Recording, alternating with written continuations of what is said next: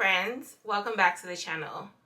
Today we're going to talk about cravings or constant hunger. So when I was going through my weight loss journey in the beginning, I really struggled with constant cravings, okay? It felt like no matter how much food I ate, I was just constantly hungry. And when you think about hunger and if you're going through a weight loss journey, mentally you know that you have weight on you and you know that you shouldn't be hungry, right? You know that the goal is to lose some of this weight on you, but your body's asking for something else. Your body's begging you to eat. You're constantly hungry. And it's like a contradiction because, everybody sees you and they're like, well, she's overweight, or maybe you're having health issues due to your weight, but you cannot stop that switch in your head that just tells you that you need to constantly eat. And I think that there are two main reasons why this is the case, and I will talk about that today. Okay? So the first thing and the first reason why you are constantly hungry, despite the fact that you have fat on your body and your body has access to those resources, the main reason I think is that hunger is a craving for something that is missing, right? In this case, it is a craving for food that is missing. And so you ask yourself, well, I've been eating all of this time, right? Let's say, for example, when I started my journey, I was 35 and I had gained weight slowly over the period of time for, let's say, about 10 years. So I have enough weight on me where I know logically I don't need this amount of food. So why is it that my body is making me want to eat? And what I realized as I went through my journey was that even though I was eating food, right, the food I was eating was not nutritious foods. So I was eating foods that had calories in it, right, but it didn't have nutrients in it. So as a whole, as a body, everything that is important in the body has to do with energy, okay? And you have to understand what is necessary for the body to produce energy. So I'm going to go over that right now. So everyone knows that food is important for energy. And yes, that is one thing. But there are other things that are very, very important for the body to make energy, okay? So food is one of them, and in this case, it's not just food, but it's food that contains nutrients, right? You want to eat foods that contain macronutrients, so protein, carbohydrates, and fat, and you want the food that you eat to contain micronutrients, so minerals and vitamins, okay? And for a lot of people, the foods that we eat do not contain all of these things. And when the body senses that the food that is coming in doesn't contain these things, it's going to be scared, right? It's going to panic because its primary job as a whole is to produce energy so we could survive, so we could live. And so if you don't have the building blocks to make energy, the body is going to be worried. It's going to be scared. And it's going to tell your brain, hey, listen, tell this individual to eat something. Because when it eats that thing, and again, it doesn't know exactly what's missing, it's hoping that you will eat that thing, then that hunger is going to subside. And so one of the reasons why we are constantly hungry, especially when we're going through this weight loss journey, is because over the years we have accumulated and eaten food that has not been nutritious for our body. So the body has been going through years and years and years of getting food in, but not getting the necessary building blocks that it needs to make energy. And so that tends to cause a lot of imbalance in the body, and it causes dysfunction in the body, and eventually that's going to lead to dis-ease in the body, right? Because if your body is at ease, then it has everything that it needs to make energy. And that's why, like, ease is my thing, right? If your body is going to be at ease, it needs to have what it needs to function, right? It needs air. So we talk about food, so let's talk about air. Specifically, it needs oxygen. So you need to be able to take deep breaths in, and you need to be in an environment where the air is clean, where the oxygen is clean, because this is very important for your mitochondria to make energy, okay? So we have food, we have oxygen, we have water. We need water in our bodies, right? We need to make sure we're drinking enough water. And a lot of times, you don't even need to drink water. You also need to consume foods that contain water. So that's where vegetables come in, some vegetables. That's where fruits come in, for example. And the bonus of eating these vegetables and these fruits is that they tend to contain the micronutrients that our body needs for us to make energy. So we need healthy foods, we need oxygen, we need water, and the last one, which is really important, is we need vitamin D, okay?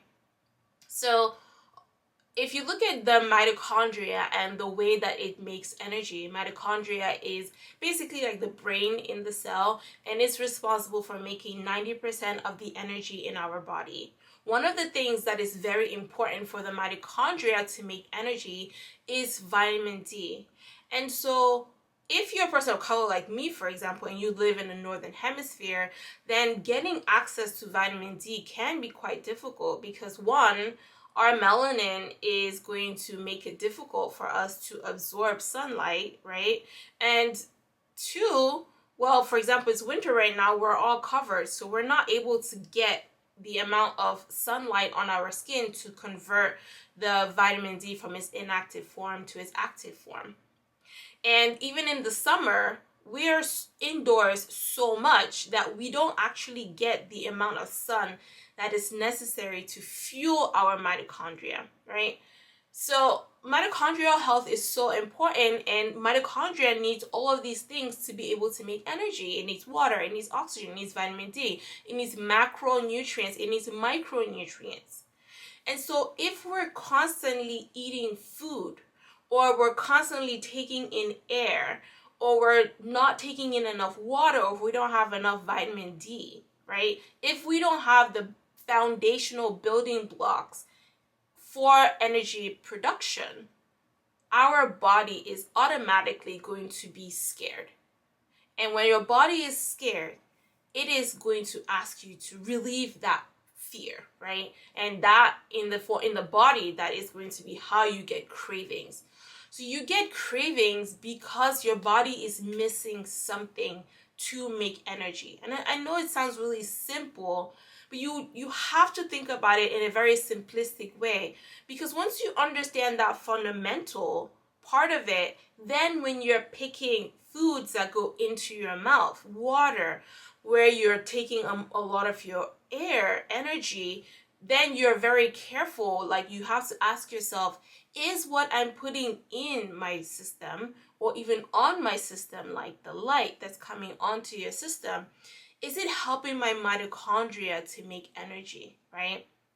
So that's one of the biggest reasons why we have cravings. It's just basically because something is missing that the body needs to make energy. So again, to reiterate, you need to eat healthy foods that contain macros and micros. And in my opinion, that is going to be all of the foods that we have access to. Some people might choose to eat more meat. Some people might choose to eat more vegetables. But I personally don't believe that it makes sense to remove food groups. But it's more important to eat everything so we can get everything and we can replenish our stores.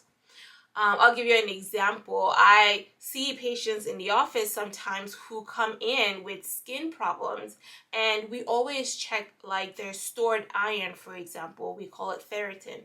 And I recently had someone who had a ferritin of 1. And that's the lowest ferritin that I have seen in my entire life. Well, ferritin is important because iron is important for a multitude of things, but most importantly, it's important for helping with the movement of oxygen in between the cells, right? If you don't have iron, your red blood cells are not going to work properly. You're not going to get the the oxygen necessary for your mitochondria to function.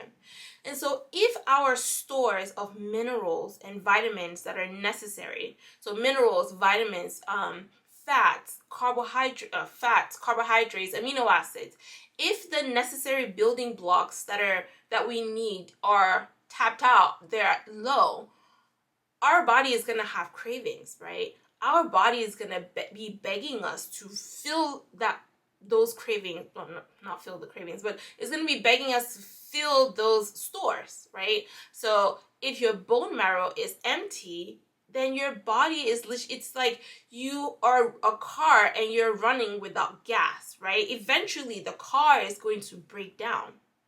So when you're thinking about food, right, and all the things, not just food, but food, water, oxygen, sunlight, you need to pay attention to what you're eating and make sure that when you look at the thing you're eating, you ask yourself, does this contain the minerals that I need? Does this contain the vitamins that I need? And you have to constantly replenish those things. So when I was going through the weight loss journey, and when I help people with weight loss, I tell them that in the beginning, the first thing that you have to do to lose weight is actually not losing weight. It's actually going to be eating, because we need to turn off that hunger signal. And the only way to truly turn off the hunger signal is not with medications that turn it off, because in my opinion, that's really not helpful. It's putting a band-aid on an actual problem. I think the solution is actually going to be eating, right? If you're hungry for something, if there's something missing, then we need to replenish our stores. Think of it like a battery. If you have multiple batteries, which are like vitamins, minerals, amino acids, right? And they're all at like 5%. Like, what are you gonna do? When you see your battery on your phone at 5%, do you just say, oh, you know what? I'm just gonna ignore that 5% and just keep going? Or do you plug your phone into the charger to replenish the stored energy? The latter, right? So what you need to do in the beginning on your weight loss journey, and this is what people don't like to hear, but it's the honest truth, you need to replenish your stores back to 100%. And that means you need to eat. Not like restricting calories, restricting food groups, all of that. I don't believe that. I think you need to eat. It's just, what are you going to be eating? You need to eat foods that are going to replenish those stores, that are going to take your mineral stores from 5% to 100%, right? So a huge portion of weight loss in the beginning is actually going to be increasing your nutrition, increasing your nutrients in your body. Because a lot of times weight gain is because you have too many calories, but they're not useful calories. And so when it's coming in and it's not useful, your body just stores it. It's like, this is not what I need, but I need to get rid of this glucose in my bloodstream, so I'm going to store it. So you're storing all of this junk, literally, because the things that you're eating are not replenishing the stores necessary for the production of energy. So the first thing that you have to do on your weight loss journey, and I beg you, I know it's not what you think, but it is going to be eating. It's going to be eating foods that are nutritious. I believe that the best foods are going to be foods that come from nature.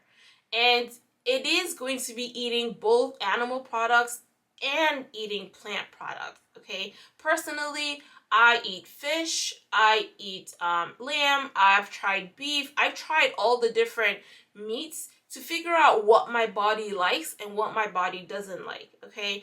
And it's also going to be eating vegetables, fruits, and vegetables, and seeing what your body likes and what your body doesn't like. If you eat a mango and you're like, oh, I want to eat more mangoes, well, eat the mango. Just eat it until you feel satiated, because there will be no success in losing weight if hunger is not turned off. And I truly believe that. And the only way to turn hunger off is to give your body what it is craving, what it is begging for. All right. So that's the first thing that we need to do on our weight loss journey, is that we need to make sure that we're giving our body the necessary building blocks to make energy. Because the body senses that it's dying, right? Like I said, if your stores are at 5%, you know you are dying.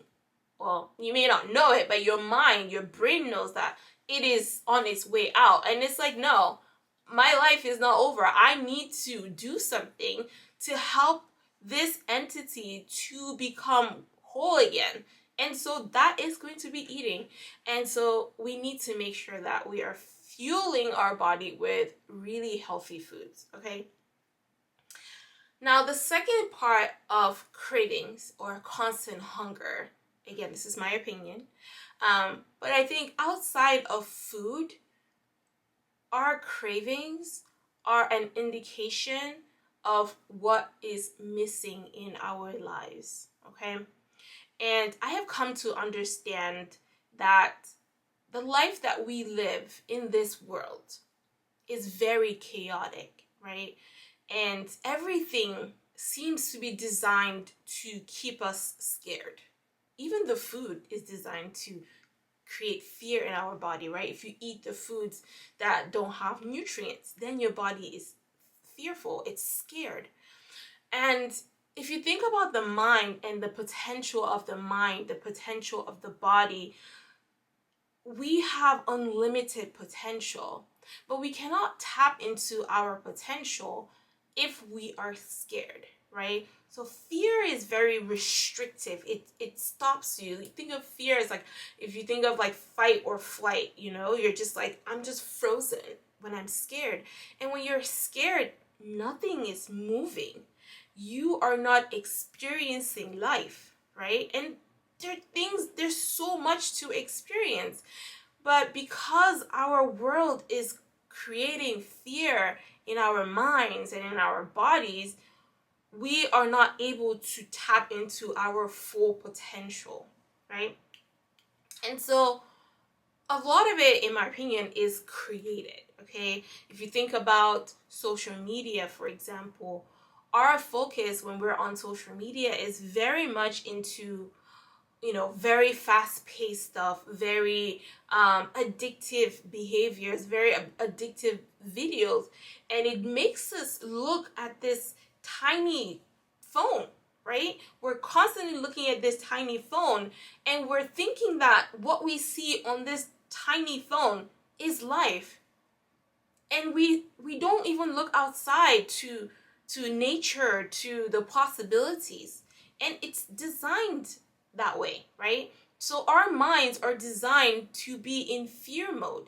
If you think about work, for example, a lot of times work is just very stressful, right? And if you constantly have to work so hard and your body is constantly stressed, then you don't have time to think, oh my God, what can I do with my life? What is life about? What you don't have time to have to ask these questions, let alone to answer these questions, right? And I think about the brain, for example, and the fact that we as human beings, we have not tapped into our brain. And I always ask myself, why is that? Why is it that we have this amazing brain and this amazing body that can do so much, but we haven't tapped into it? Why can't we tap into it? And I think that the reason for that is because when your body is focused on fear, it's not going to move because fear is restrictive. But if your body is focused on growth, and your body is focused on expansion, and your body is focused on love, then it grows out, right? Like the possibilities are endless.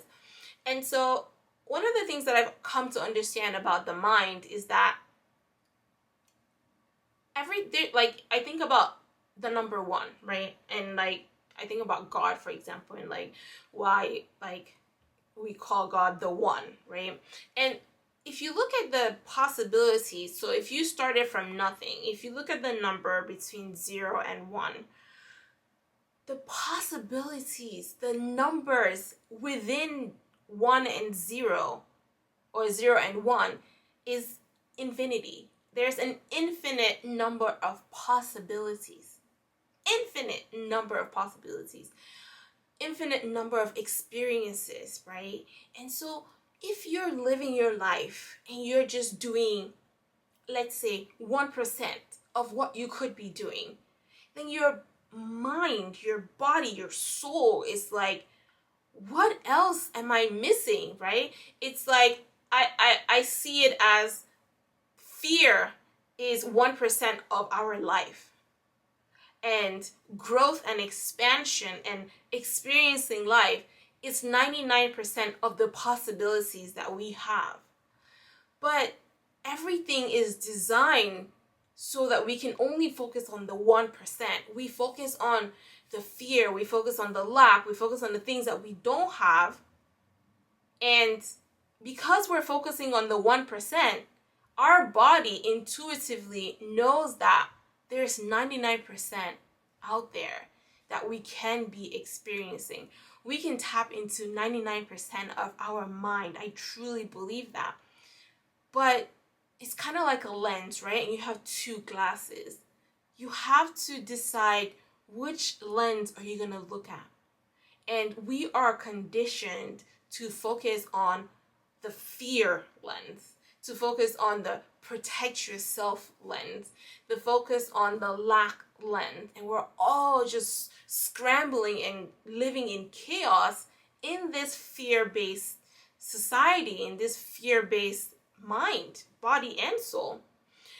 And so in order to help relieve the cravings that you're having, you need to shift your focus towards growth, towards expansion, towards love. And a lot of times that is going to mean you have to go against everything that society is telling you. You have to go against the way you work, the way you have relationships.